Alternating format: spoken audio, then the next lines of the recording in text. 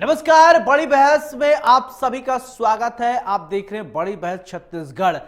नगरीय निकाय चुनाव को अब कुछ ही समय बाकी है। ऐसे में दोनों ही प्रमुख पार्टियां छत्तीसगढ़ में चुनाव जीतने के लिए पूरी एड़ी चोटी का जोर लगा रही हैं। जहां पर एक और बीजेपी डबल इंजन की सरकार को लेकर जन जन तक प्रचार करती हुई नजर आ रही है, वहीं अपने अटल घोषणा पत्र के एक एक वादे को आम जनता तक पहुंचा रही है। वहीं दूसरी ओर कांग्रेस बीजेपी की असफलताओं को लेकर जनता के बीच में पहुंच रही है। ऐसे में देखना होगा और देखने वाली बात होगी कि जनता किसे अपना वोट की चोट देती है, किसको वोट करती है। लेकिन इसी बीच आज प्रधानमंत्री नरेंद्र मोदी ने विद्यार्थियों से परीक्षा पर चर्चा की। इस दौरान विद्यार्थियों के तनाव को कम करने के लिए टिप्स दिए। तो वहीं दूसरी ओर इसे लेकर कैबिनेट मंत्री रामविचार नेताम ने तंज कसते हुए कहा कि कांग्रेस को भी इस तरह का चर्चा को सुनने की जरूरत है। यदि वह बैठ नहीं पा रही है तो उन्हें रिकॉर्ड करके घर में देखना चाहिए। बीजेपी का इसे सीधे तौर पर आशय इससे था कि कांग्रेस लगातार हार का सामना कर रही है, तो ऐसे में कल आने वाली परीक्षा यानी निकाय चुनाव को लेकर उन्हें भी प्रधानमंत्री नरेंद्र मोदी से टिप्स लेने की जरूरत है। बीजेपी की नसीहत पर कांग्रेस ने भी इसका जवाब देते हुए कहा कि बीजेपी को घमंड है और घमंड को चूर होते हुए समय नहीं लगता। वहीं उन्होंने कहा है कि लोकतंत्र में एक पार्टी हारती है तो दूसरी पार्टी जीतती है। कभी भी किसी एक पार्टी का पूरी तरीके से वर्चस्व हमेशा के लिए नहीं रहता है। आज इसी मुद्दे पर हम विस्तार से करेंगे चर्चा। हमारे साथ कुछ मेहमान जुड़ेंगे। अगर नहीं बैठ पा रहे हैं तो उनको पूरा वीडियो बना के देखना चाहिए, सुनना चाहिए। और मोदी ऐप में जाएं, वो ऐप के माध्यम से सब चीज़ देख सकते हैं। अगर उनको थोड़ा बहुत अगर शर्मिंदगी महसूस होती है बैठने में तो घर में भी बैठ के देखें। लेकिन ज़रूरत जो आज जिसकी आवश्यकता है, ज़रूरत है, उसको ज़रूर करना चाहिए। कि नरेंद्र मोदी जी ने देश के प्रधानमंत्री हैं, परीक्षाओं के पहले छात्र छात्राओं का उत्साहवर्धन करने के लिए और जो छात्रा डिप्रेशन में जाते हैं या परीक्षा में उत्तीर्ण नहीं हो पाते मेहनत करने के बाद, उनके लिए कोई बात कही होगी। लेकिन रामविचार नेताम जी ने जो बयान दिया कि कांग्रेस पार्टी को भी इस परीक्षा में शामिल होना चाहिए कि कहीं वो दो चुनाव वो हार गए, कहीं डिप्रेशन में मत आ जाए। तो भारतीय जनता पार्टी के तमाम नेताओं को, देश के प्रधानमंत्री जी भी इस बात को सुन ले और रामविचार नेताम जी तो उनको तो सुनना ही पड़ेगा। लोकतंत्र में एक पार्टी एक विचारधारा जीतती है, दूसरी विचारधारा चुनाव हारती है। एक पार्टी जीतती है, दूसरी पार्टी हारती है। हमेशा से कभी लोकतंत्र में ऐसी स्थिति नहीं रही कि एक ही पार्टी का वर्चस्व पूरा जीवन भर चला है। कई देश में कई प्रदेशों के उदाहरण हैं जहां पहले बीजेपी की सरकार थी, वहां कांग्रेस की सरकार बनी, जहां कांग्रेस की सरकार थी वहां बीजेपी की सरकार बनी। ये तो समय परिवर्तन चक्र है। लेकिन आज अगर भारतीय जनता पार्टी पर जनता ने विश्वास करके उनको बहुमत दिया है, इसका मतलब ये नहीं कि वो घमंड में आ जाए। घमंड तो रावण का भी टूट गया था।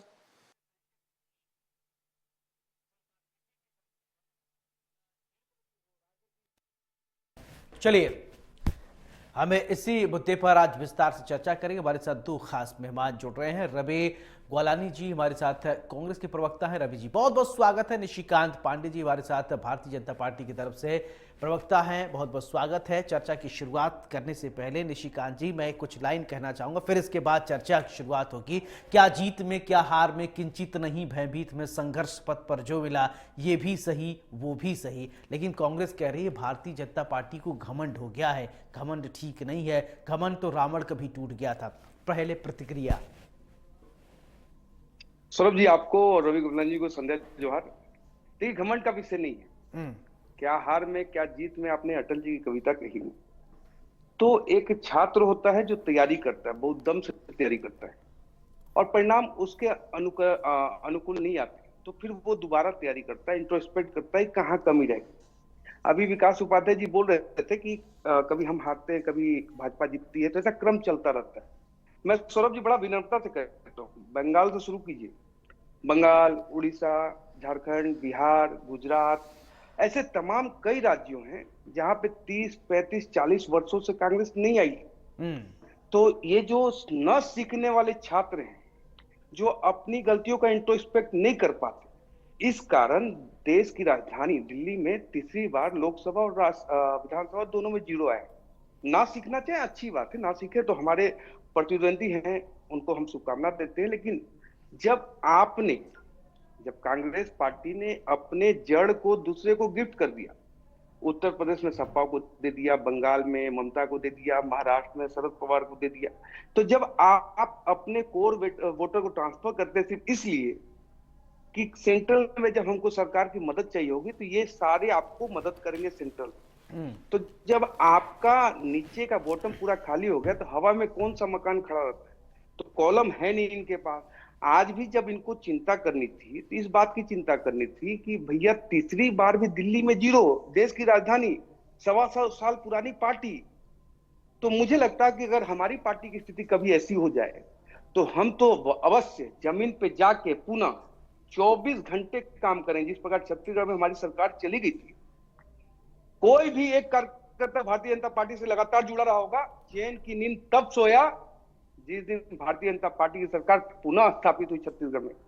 तो जब कार्यकर्ता का मनोबल इस तरह का होता है तब प्रदेश में या केंद्र में सरकारें आती है। ऐसे हवा में सिर्फ भारत तोड़ो यात्रा करने से अगर सरकारें आ जाती तो कोई बात ही नहीं थी। लेकिन आपने अपने स्पेस को वेकेंट करके दूसरे को वहां पे स्थान दिया है। अब वो किराएदार आपका मालिक बन चुका है, जो आपके दरबारी हुआ करते थे कभी जमाने में, वो उनके दरबार में आप घूम रहे हैं। तो इसकी चिंता कांग्रेस पार्टी को करनी चाहिए। जी ठीक है रवि जी, मेरा सवाल आपसे, क्या आपको लगता है कि भारतीय जनता पार्टी को वास्तव में घमंड हुआ, या आपको चिंतन मंथन करने की जरूरत है कि आखिरकार लोग डिस्कनेक्ट क्यों हो रहे हैं कांग्रेस से? देश की सबसे पुरानी पार्टी है, आप युवा प्रवक्ता है, युवा नेता है, आप लोगों से मिलते होंगे, बातचीत करते होंगे, कुछ बातें कैमरा के सामने नहीं बोलते, लेकिन आप जानते सब होंगे, क्या वजह लग रही है आपको? देखिए, आज के अगर हम विषय पर आए तो जो भारतीय जनता पार्टी के मंत्री जी ने कहा, देखिए प्रधानमंत्री जी बच्चों को बता रहे थे कि क्या करना चाहिए, कैसे करना चाहिए, और उसमें भारतीय जनता पार्टी के मंत्री ने एक अननेसेसरीली का एक पॉइंट को करेक्ट करते हुए कांग्रेस के ऊपर तंज कस दिया। मैं नहीं समझता इस तंज की जरूरत थी। भारतीय जनता पार्टी को दिल्ली में जीत मिली है, हम मुबारकबाद देते हैं कि जनता उनके फेवर में गई है, मैंडेट दिया है, आप अच्छी सरकार बनाएंगे ऐसा हम उम्मीद करते हैं। लेकिन आपको तंज कसने की क्या जरूरत थी? और आज अगर मोदी जी बच्चों को सिखा रहे हैं तो कांग्रेस को उसमें घसीटने की क्या जरूरत थी? कहीं से कहीं तक जरूरत नहीं थी। इसीलिए आप हमारे विकास उपाध्याय जी का बयान सुनिए, उन्होंने कहा था कि कांग्रेस भारतीय जनता पार्टी को घमंड आ गया है, घमंड नहीं रहना चाहिए।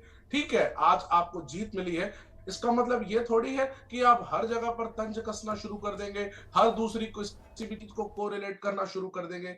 एक समय ऐसा आया था जब मुझे याद है अमिताभ बच्चन जी की स्थिति खराब हो गई थी, तो उस समय उन्होंने कहा था कि ऐसे समय में हर दूसरा आदमी आकर के मुझे सलाह देना शुरू कर दिया था। लेकिन बुरा वक्त अमिताभ बच्चन का जरूर आया था, लेकिन आज सब जानते हैं कि कैसे वो उस बुरे वक्त से निकल करके आए हैं, और आज भी अमिताभ बच्चन लेजेंड है। तो कांग्रेस पार्टी ठीक है, आज हमारे पास वोट उस लेवल पे नहीं आ पाया है जो भारतीय जनता पार्टी को मिला है, लेकिन आज भारतीय जनता पार्टी के नेताओं का, उनके कार्यकर्ताओं का, उनके मंत्रियों के अंदर घमंड बोल रहा है। घमंड नहीं करना चाहिए।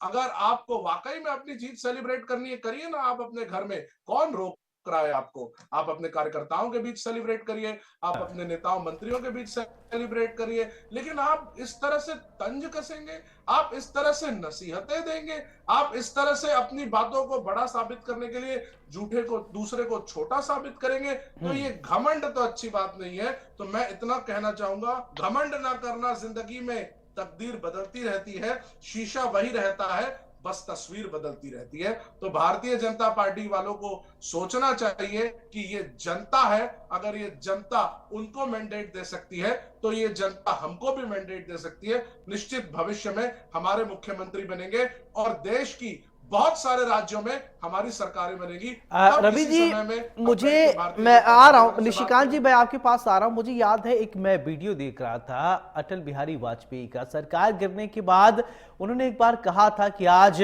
आप हम पर हंस रहे हैं, संख्या बल कम होने की वजह से हमारी सरकार गिर गई है, एक दिन ऐसा आएगा कि आप पर लोग हंसेंगे। क्या अटल जी जो वो कह के चले गए थे, और कांग्रेस भी उस समय एकदम कहते थे ना बूम पर है, कांग्रेस एकदम पीक पर थी और भारतीय जनता पार्टी उभर रही थी, सरकार गिर गई थी, अब वही स्थिति जो है इस समय कांग्रेस की हो गई है।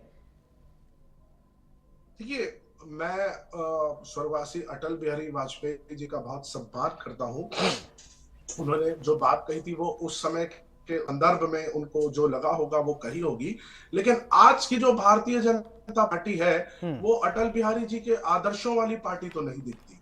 अटल बिहारी वाजपेयी जी ने उसी सदन में ये भी कहा था कि अगर मैं ये कहूं कि पिछले 50 वर्षों में देश का विकास नहीं हुआ है तो ये गलत होगा। ऐसा कहना मेरे देश के किसानों के लिए, देश के अन्नदाताओं के लिए और देश के बहुत सारे लोगों जो काम कर रहे हैं उनका अपमान होगा। लेकिन आज की भारतीय जनता पार्टी उसके विपरीत है। ये तो और अटल ठीक बिहारी है, वाजपेयी अब जी के टाइम को भी जोड़ के ठीक है, कहते अब मैं हैं कि प्रतिक्रिया 70 लूंगा साल में कोई विकास नहीं हुआ। ठीक है, तो वर्तमान भारतीय जनता पार्टी के ये एथिक्स की बात अगर करेंगे तो बाहर हो गए हैं। इनके चाल, चरित्र और ठीक है, चेहरे तीनों बदल चुके हैं जो अटल बिहारी वाजपेयी जी के समय ठीक है रवि, और आज की ठीक है रवि जी, ठीक है रवि जी। निशिकांत जी, मेरा सवाल आपसे यही सवाल अटल जी की हुई कोट करते हुए मैं पूछूंगा। देखिए, अटल जी ने कांग्रेस को कहा था उस समय आपकी सरकार गिर गई थी और आपके पास संख्या बल नहीं था, तो अटल जी ने कहा कि आज आप हंस रहे हैं लेकिन एक दिन ऐसा आएगा कि आप पर सब हंसेंगे, आपकी सरकार देश भर में कहीं नहीं रहेगी।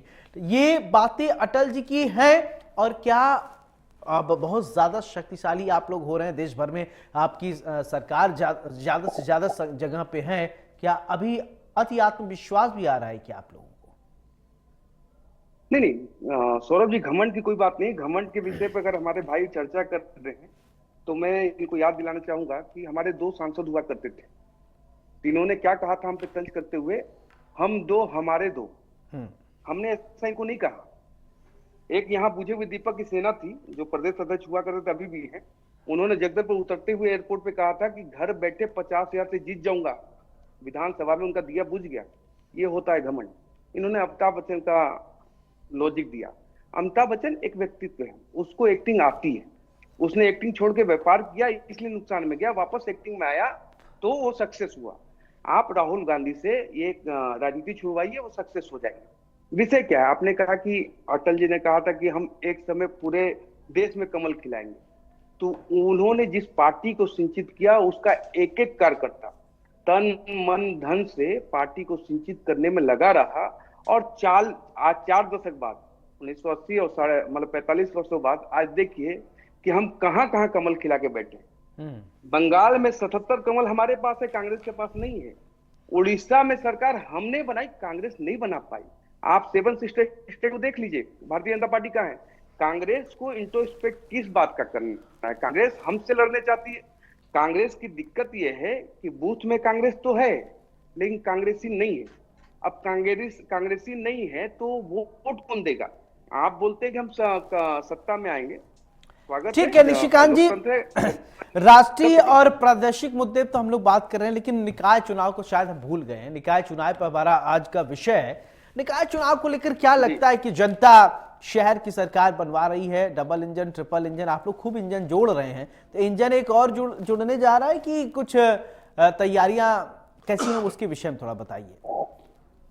100% सौरभ जी, देखिए प्रदेश में अभी नगर निगम में सत्ता पे काबिज कांग्रेस है और प्रदेश की जनता बोल रही है कि हर जगह कमल खिले। कारण क्या है?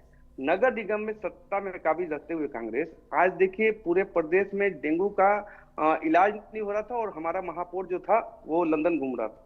विषय बहुत है। नगर निगम में जो भ्रष्टाचार हुआ, नगर निगम का जो स्वच्छता की हालत है छत्तीसगढ़ की, आप जहां देखिएगा वहां कचरे आपको मिलेंगे।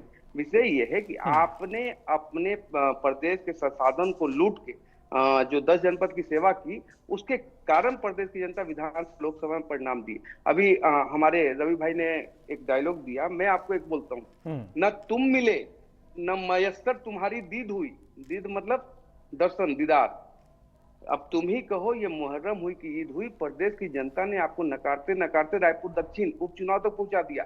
नगर निगम में धमतरी में आप बी फॉर्म ढंग से नहीं भर पा रहे। इतना 100 पुरानी साल की पार्टी एक सिंपल सा बी फॉर्म नहीं भर पा रही सौरभ जी।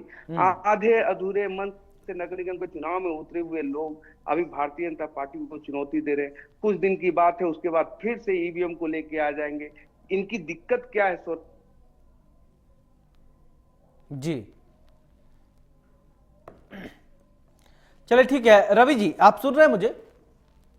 जी जी देखिए ठीक है, निशिकांत जी का फ्रेम जो है वो फ्रीज हो गया। रवि जी, मेरा सवाल आपसे कि निकाय चुनाव को लेकर क्या लगता है कि इस बार जनता कांग्रेस के हाथ को मजबूत करेगी, मजबूती के साथ खड़ी है, या कुछ होमवर्क अभी आप लोग और करेंगे, क्या है कुछ बताइए।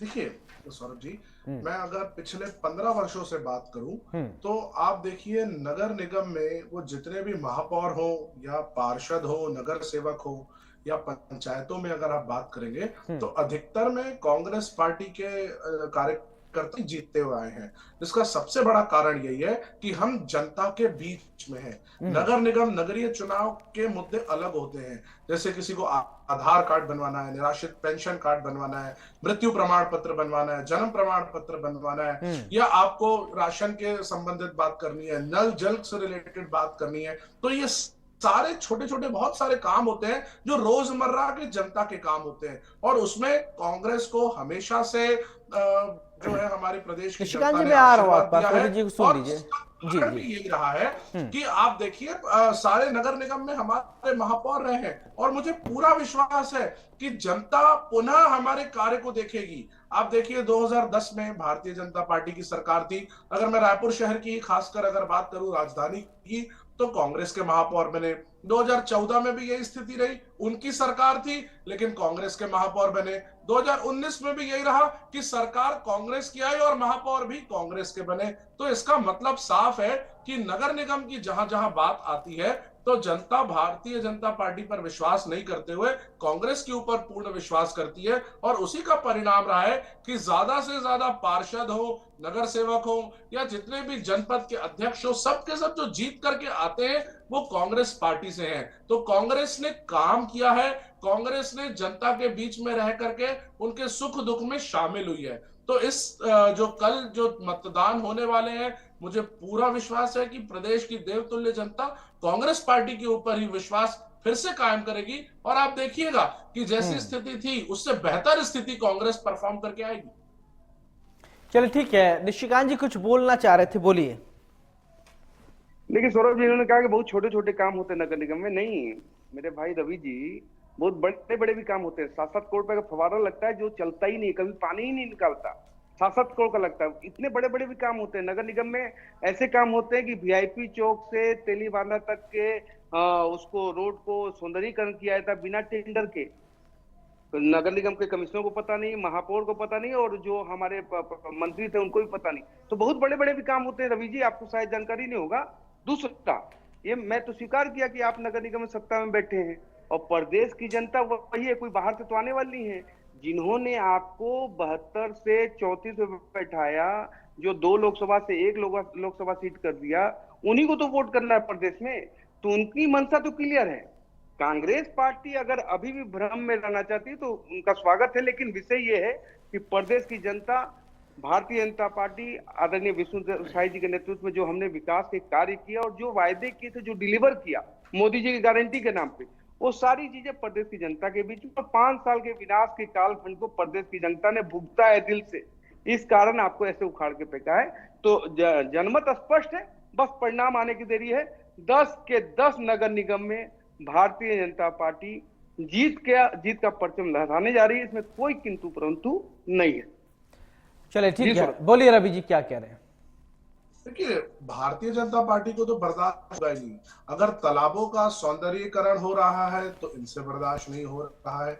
अगर चौक चौराहे जो टूट गए थे उसको हम फिर से बेहतर बना रहे हैं तो वो इनसे बर्दाश्त नहीं। 2 मिनट निशिकांत जी, वो इनसे बर्दाश्त नहीं हो रहा है। अगर देश का सबसे सर्वाधिक लंबा, सबसे ऊंचा झंडा अगर लगता है कांग्रेस पार्टी के नगर निगम के महापौर उसको लगवाते हैं तो इनसे बर्दाश्त नहीं हो रहा है। डोर टू डोर कचरा उठाने का काम अगर किसी ने चालू किया तो कांग्रेस पार्टी ने चालू किया, वो इनसे बर्दाश्त नहीं हो रहा है। अगर जहां पर पहले पानी भर जाता था शहरों में, उसको साफ करके किस तरह से ड्रेनेज को सेटअप करते हुए हम लोगों ने नालियों को जोड़ा ताकि पानी बाहर निकल जाए, तो वो इनसे बर्दाश्त नहीं हो रहा है। भारतीय जनता पार्टी ने तो कुछ किया ही नहीं है।